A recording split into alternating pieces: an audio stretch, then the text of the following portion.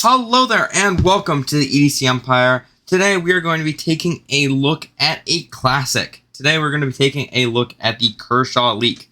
This particular version right here is the 2025 Independence Day limited edition. It's debatable how actually limited edition it was. Basically, anyone could order it off of the Kai USA website, and however many orders there were, that is how many they made. So as it turns out, there was 1,062. I have number 726. Yep, that's correct. And there were, I want to say, 3 limited edition variants that you could get randomly that had, or I guess special variants, in addition to this, that had a blue Cerakoted blade, and I want to say MagnaCut maybe. They were cool.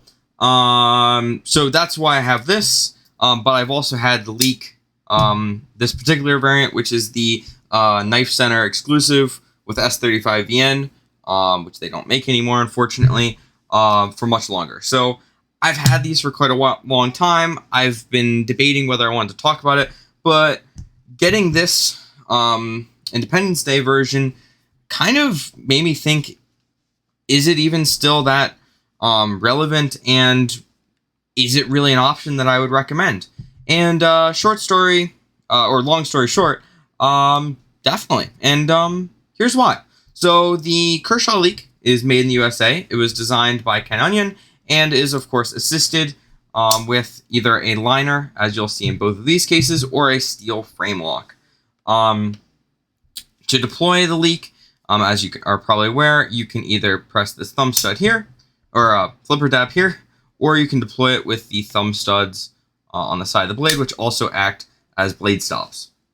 The Leek is running on washers and is quite smooth out of the box. The standard blade steel, as seen here, is your Sandvik 14C28N, so a very respectable budget to mid-tier-ish blade steel. But you can find S35VN, as cited here, CPM4, MagnaCut, and I'm sure other blade variants. Those are the ones that I'm most well aware of, but you can find other stuff as well. The blade variant, or the blade shape, is Wharncliffe on most variants. There are serrated ones, and I want to say there's a couple of other blade shapes, but for the most part, you're going to be looking at a Wharncliffe. That is hollow ground coming down to a very thin edge and a very, very slicey thin tip. The liner lock variants are going to have mostly aluminum handle scales with steel liners that are not milled out for weight reduction. The other handle materials, there's carbon fiber, there's copper, and I wouldn't be surprised if you find a titanium variant or other stuff, but mostly it's going to be carbon fiber or copper if you don't want aluminum. And then, of course, if you get the steel frame lock, it's steel on both sides, so steel scales as well. The overall length, when open, of the Kershaw Leek is 7 inches.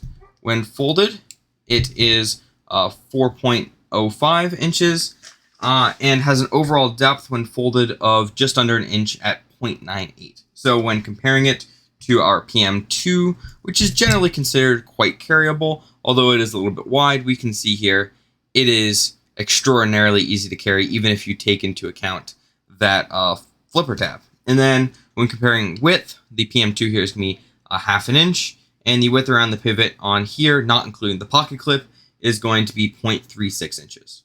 Then getting into our size comparisons, we have the PM2, I struggled to open that one there, and the Para 3. And what we can see here is it is, of course, much smaller than the PM2 and slightly smaller than the Para 3. And then our two other size comparisons, we have the Spyderco Delica 4 and the Benchmade Bug Out. Again, smaller than both, although maybe more similar to the Delica, maybe actually slightly larger, but definitely a little bit smaller than the Benchmade Bug Out.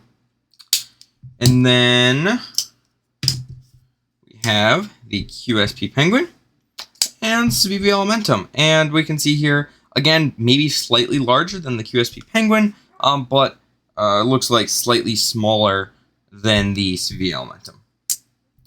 And then you're going to find that the blade length is going to be, depending on how the police officer likes you, right at 3 inches or just below. I personally measured it at about 2.95. This is an unsharpened blade and whatnot, but keep in mind, they're going to be measuring it with ruler or with their eye, so keep the blade length in mind for most uses. It can be pretty easily considered a 3-inch blade.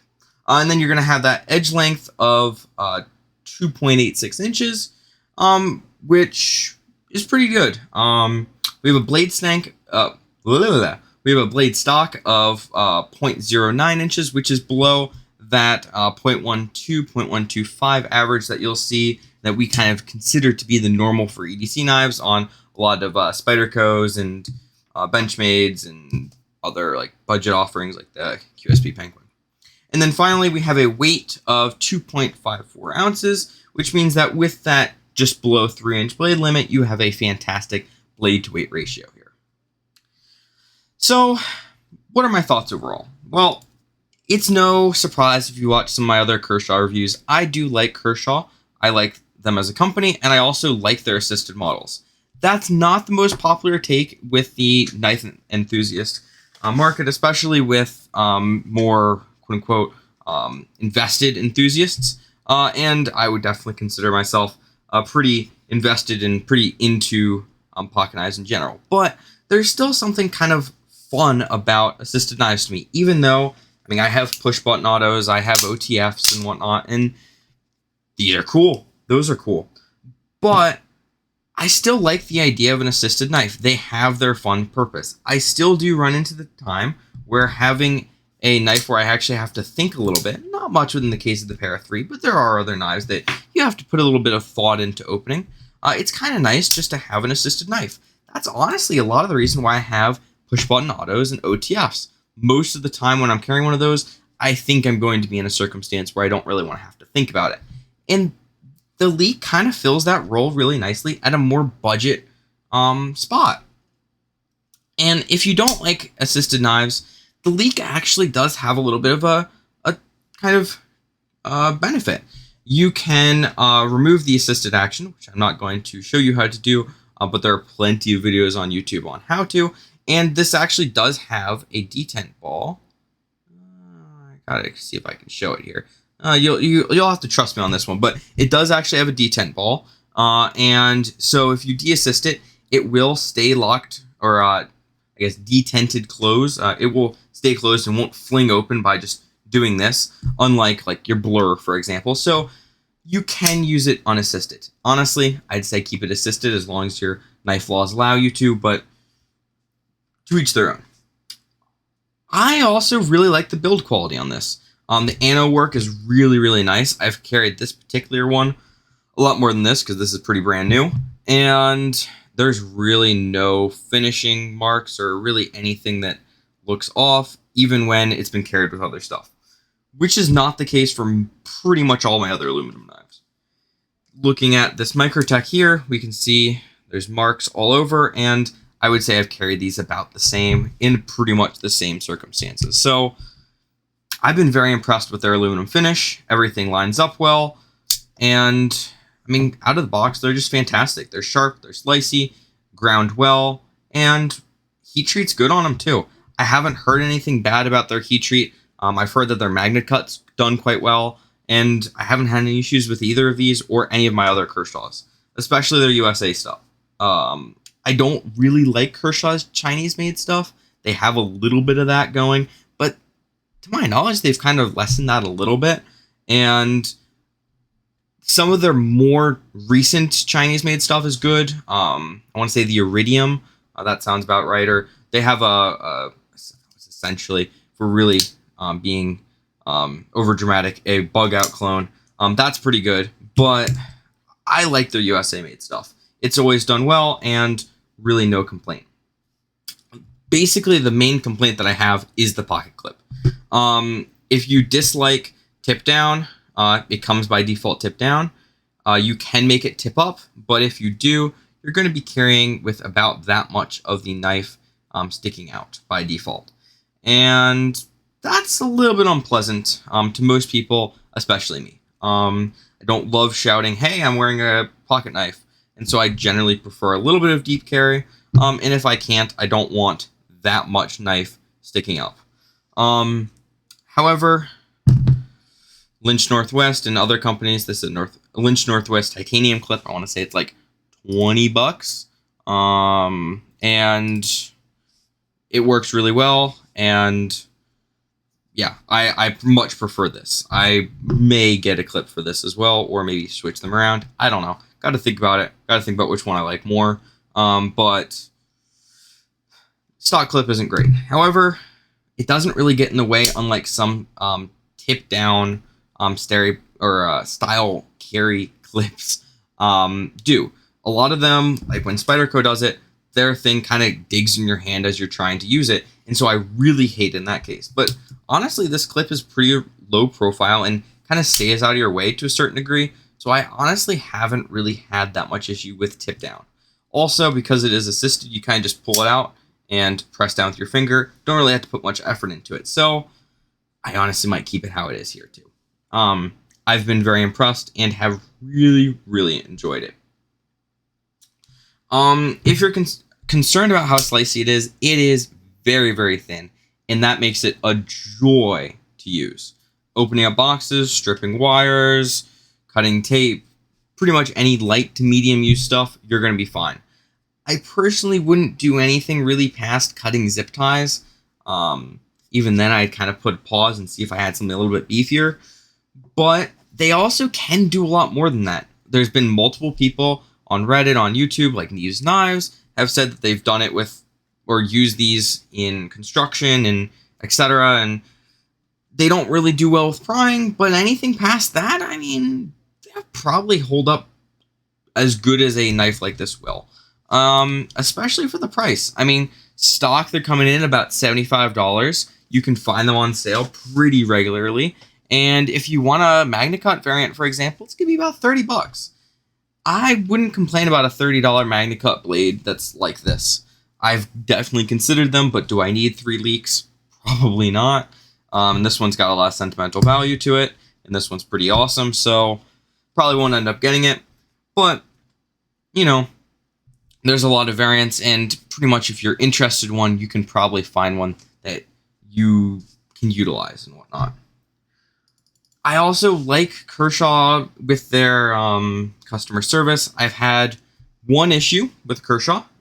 It was one of their Chinese-made models, old discontinued one. Kind of looks like a small Cursory Sebenza, and the liner was hitting the other side and wasn't actually locking the knife. Kind of a bit of an issue. And sent it over to Kai Knives. They took, I want to say, like 2, maybe 3 weeks, and fixed it right up for me. And they said if they weren't able to fix it, or if I had any other issues, they would send me either a replacement if they had it, or credit. I'm not going to vouch that that's going to be for every case, but that was a very nice experience. The people that we talked to are really good, and honestly, I can't complain too much. Overall, the Leek is an old model. It's very old. I forget when it came out. It came out well before I got into pocket knives. It's been around for a long time, but it's still really good. It holds up quite well. They've made some small iterations throughout time, and the fact that they're still putting out new models of it tells me that it must be doing well as well. Doing well in terms of sales as well. It is more of a not super kind of in the know kind of knife. You can find them at Walmart. You can find them at many retailers. So they're going to be pretty common to find. It's not maybe quite as interesting as some Spydercos or something to the average person, but also they hold up well. I think that Kershaw does a better job with their budget USA made stuff, or just budget stuff in general, than like Gerber, for example. And I'm just a big fan. I still recommend these. If the assisted action is at all interesting to you, and you somehow haven't tried one, save up for it, and I would say go for it. Pick the model that's most interesting to you. There really is so many different variants on pretty much any popular knife retailer, so have fun. And yeah, If you own the Leek, comment down below what you think about it. If you enjoyed this video, please consider liking and subscribing. Thanks for watching.